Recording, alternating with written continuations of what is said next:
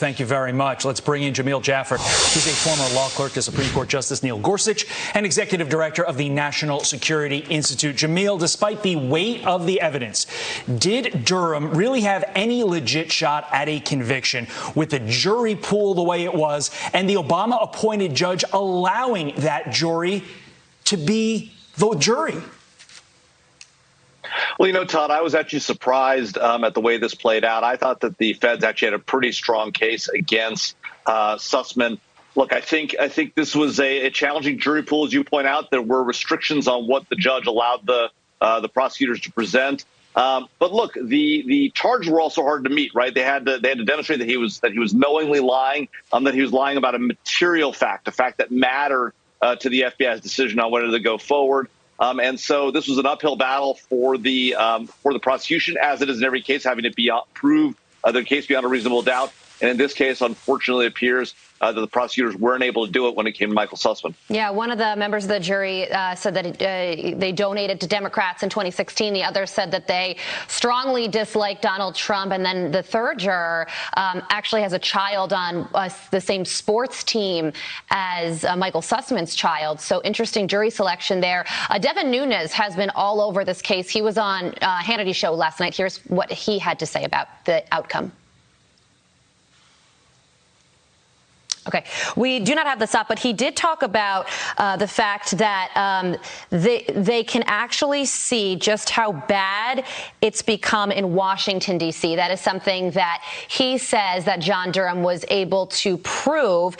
And I think what he's referring to is the fact that Robbie Mook, Clinton's campaign manager, testified that she approved the strategy to bring this false information with Trump ties to Russia to the media. So the real question is, well, that is obviously unethical. Is it illegal? And what's next in this John Durham investigation?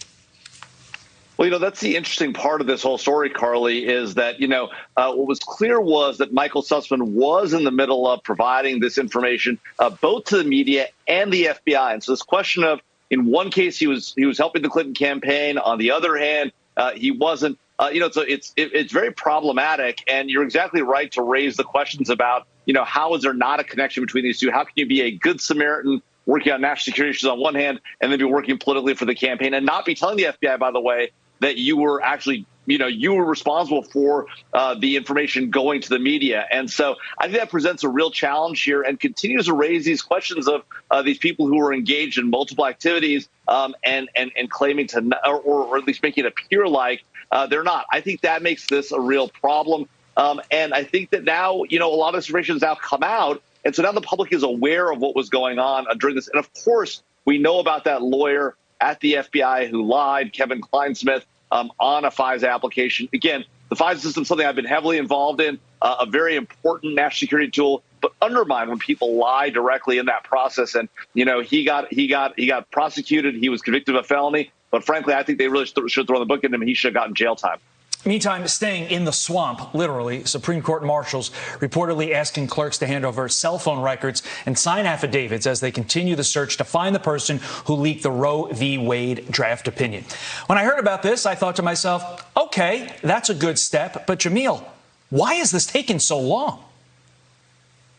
Well, Todd, it's really interesting. The marshal has been appointed by the Supreme Court Chief Justice John Roberts to investigate this issue. But look, each of these chambers inside the Supreme Court operates, in and of itself. Each justice essentially runs their own chambers, even though they get HR and they work technically for the whole court.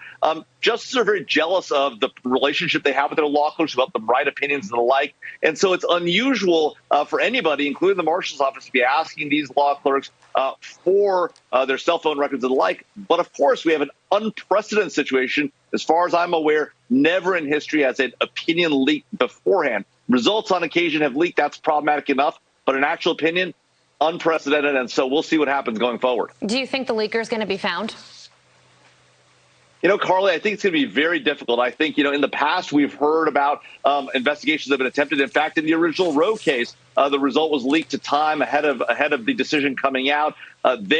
Some justices said, you're not going to question my chambers. Other justices cooperated. And at the end of the day, it came out that it had been a law clerk for Justice Powell who had given this information, and the Chief Justice Berger at the time, accepted that and moved on.